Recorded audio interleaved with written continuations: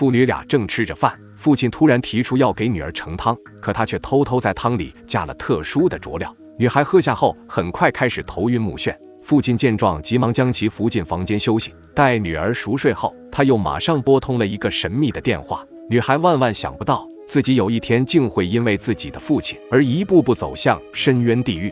大学毕业的陈小倩已经到了适婚年龄，父亲陈大富没少帮女儿物色对象，可这2年亲戚朋友给他介绍了20来个小伙，陈大富却都不满意。直到一个名叫宋明亮的高富帅出现，陈大富立马嗅到了钱的味道。原来他一门心思想让女儿嫁给大款，于是陈大富马上安排女儿和宋明亮一起吃饭。年纪轻轻的宋明亮经营着一家家具城，一年少说也有过1000万的收入，而宋明亮对小倩则是一见钟情，这也正中了陈大富的下怀，直夸宋明亮是个实在人，女儿若是能和他结婚，那可真是8辈子修来的福气。可小倩却一脸烦闷地呆坐着，听闻父亲让她饭后陪宋明亮去逛逛，她急忙谎称公司有事，不顾陈大富的阻拦，起身就往外走。宋明亮见状，顿时一脸不悦，毕竟自己是妥妥的高富帅，在小倩这却这么不招待见。郁闷的宋明亮很快单独找到了陈大富，表明自己对小倩的心意，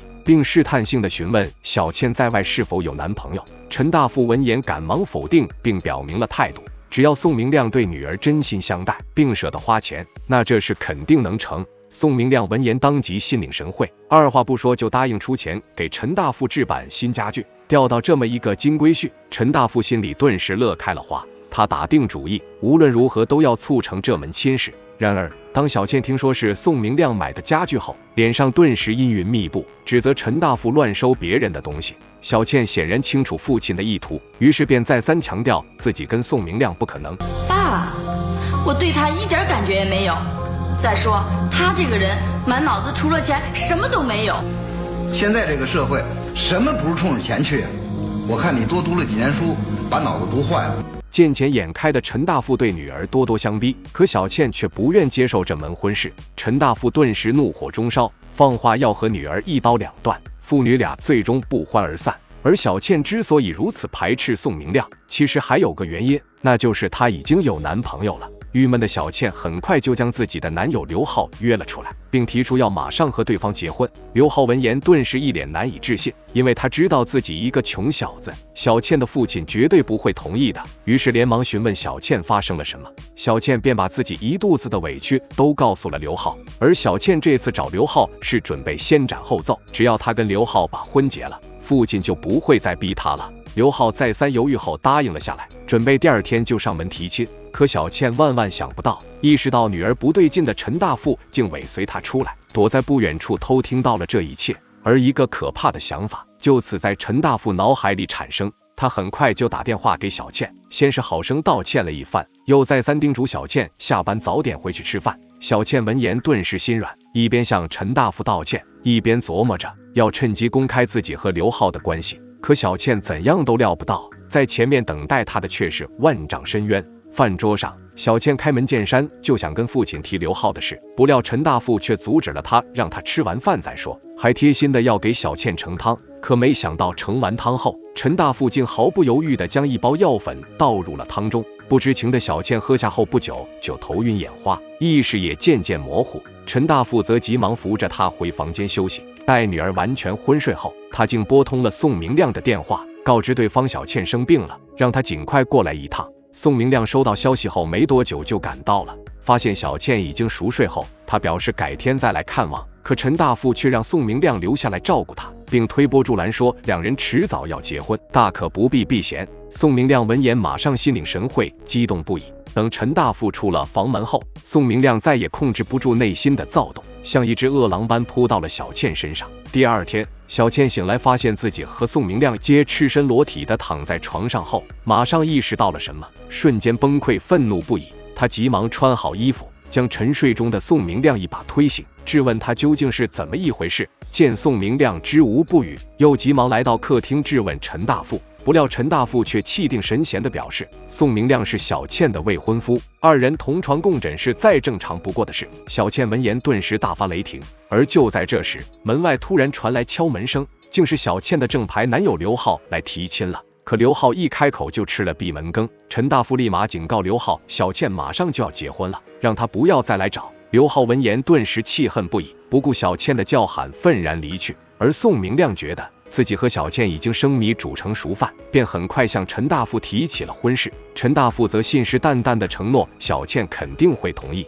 宋明亮顿时兴奋不已，可没想到就在这时，宋明亮突觉不适，右手紧紧地按住了侧腹部，紧跟着直接疼得无法站起来。陈大富见状，急忙送宋明亮去医院，而一个噩耗也随之而来。陈大富询问医生后得知，宋明亮竟已是肝癌晚期，只剩下不到2个月的时间可活。再三确认消息后，陈大富是震惊不已，但很快又陷入了沉思。贪慕豪门已久的陈大富不甘心就此放弃这个机会，思前想后，他竟劝女儿趁宋明亮还撑得住的时候和对方结婚。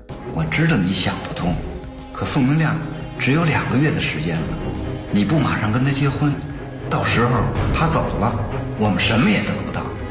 爸，你怎么能说出这种话？宋明亮现在都成这样了，你还让我嫁给他，你这不是在害我吗？小倩坚决表示自己不会跟宋明亮结婚。陈大富闻言却突然拿起桌上的毒药，以死相逼。小倩自幼丧母，是陈大富一手将她带大的，她万般不想父亲出事，最终还是答应了这个荒唐至极的要求。为了让女儿攀上有钱的主，陈大富显然是豁出去了。他很快带着小倩来到宋家，此时2人已经统一阵线。一场看似真切的感情戏后，宋母是感动不已，最终同意2人结婚。可没人能料到，仅仅过去半个月，宋明亮就在睡梦中撒手人寰。宋母不忍心小倩年纪轻轻就丧夫，就给她准备了400万元的巨额补偿。从小就没了母亲的小倩非常感动，当即和宋母抱头痛哭起来。可陈大富这边却就此放飞了，穷了大半辈子，突然有了这一大笔财富，他瞬间找不着北，马上花20万买了辆车，并在牌桌上肆意炫耀。这瞬间吸引了新牌友秦丽红的注意，陈大富对这个风韵的女人顿时也来了兴趣，一来二往，2人发展成了情人关系。而自从结识了秦丽红之后，陈大富直接开启了醉生梦死的模式，整日流连于灯红酒绿中，花钱也大如流水。当小倩也准备动用存折中的钱时，才发现短短2个月时间，自己的父亲竟然花了80几万。愤怒的小倩很快找到陈大富理论，并劝陈大富远离秦丽红这种不三不四的女人。不料陈大富却怒斥小倩管太多，存折上的钱不是小倩一个人的，如果没有他一直劝小倩嫁给宋明亮，哪里还有这400万？父女俩最终不欢而散。而小倩之所以要动用存折上的钱，是为了前男友刘浩。原来小倩在一次借酒消愁的时候偶遇了刘浩，余情未了的她便将自己的遭遇如实告知了刘浩，而情伤未愈的刘浩也不曾放下过小倩，于是2人决定再续前缘。得知刘浩的公司急需30万周转，小倩二话没说就转了过去。可没想到陈大富看到钱少了30万后也慌了，急忙质问女儿。得知小倩不仅又跟穷小子刘浩在一起，还要出钱资助对方开公司后，陈大富是愤怒不已，再次态度强硬的反对。然而这次小倩却是铁了心要跟刘浩在一起，郁闷的陈大富只能找来秦丽红借酒消愁，而他的这种状态很快给了有心人一个可乘之机。秦丽红知道原委后，马上劝陈大富不能坐吃山空，要将剩下的钱全部投到股市。他是个经验丰富的操盘手，曾经操盘赚到过100万，交给他操作至少能赚翻番。此时的陈大富对秦丽红已经是十足的信任，一想到女儿很可能要将钱全都倒贴给穷小子，陈大富把心一横，直接把剩下的300万全投了，之后便做起了发大财的美梦。而为了让刘浩远离女儿，陈大富还私下找到对方，一见面就出言数落侮辱刘浩，嘲讽对方是看上了小倩的钱，如今钱已经都被他投出去了，让刘浩别再做梦，有多远滚多远。刘浩闻言顿时是憋屈愤怒不已，为了让刘浩彻底放弃小倩，蛮横难缠的陈大富甚至天天跑去刘浩公司闹。不堪其扰的刘浩终于意识到，有陈大富在，他跟小倩是根本不可能的，于是很快便向小倩提出了分手，还将小倩转的30万又还了回去。知道原委的小倩顿时是伤心欲绝，而再次成功拆散有情人的陈大富则开始悠哉地坐等报复。可他万万想不到的是，但他再次查看账户的时候，竟发现自己投资的300万全没了。陈大富顿时冷汗直冒，因为这2天他已经联系不上秦丽红了。陈大富急忙打电话给牌友老黄，询问秦丽红的下落和联系方式。不料老黄却表示自己和秦丽红并不熟，只是在一起打过2次麻将，已经很久没见过秦丽红了。陈大富闻言心彻底凉了，他知道自己被骗了。陈大富很快将这件事告诉了小倩，小倩顿时震惊了。知道父亲是担心他把钱借给刘浩，而听信秦丽红的话全部投掉后，小倩是愤怒崩溃不已。她无法接受这样的结果，不断指责陈大富不听劝，硬要跟秦丽红鬼混。可没想到已经到了这个地步了，陈大富还是不知悔改，说出来的话更是令人咂舌。孩子，你现在还年轻，以后爸爸帮你再找一个有钱的，到时候咱不是又有钱了吗？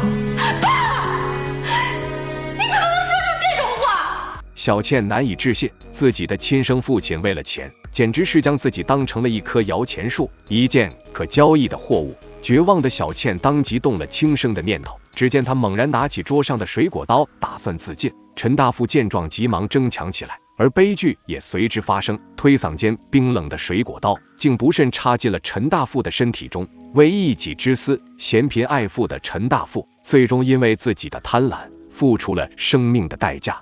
好了，本期内容就到这里，喜欢的欢迎长按点赞加关注，我们下期再见。